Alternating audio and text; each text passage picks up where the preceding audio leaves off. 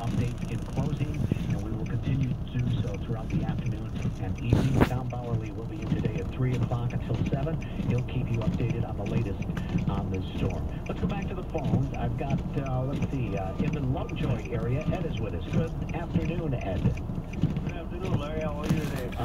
Fortunately, I'm in the North Sound. I'm doing fine. All right, I'm quick. There's quite a bit of snow came down here. I'm right over between William and Broadway, and we had a good 2.5 feet out here overnight. Wow. And the call is about, your previous caller mentioned something about climate change and that.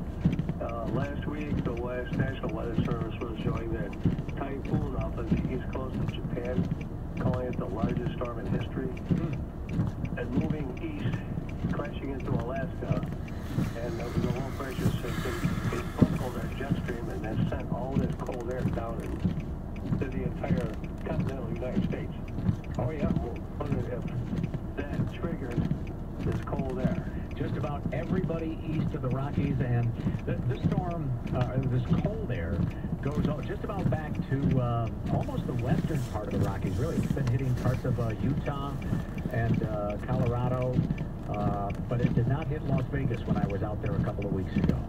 Yeah, but they're kind of saying that this dip, they call it the polar vortex, was caused by this typhoon off of Japan. It was the largest storm in history. It was like a hurricane. And when it crashed into like Alaska, it buckled our jet stream, which travels usually north and west of the border. Yep. East and west.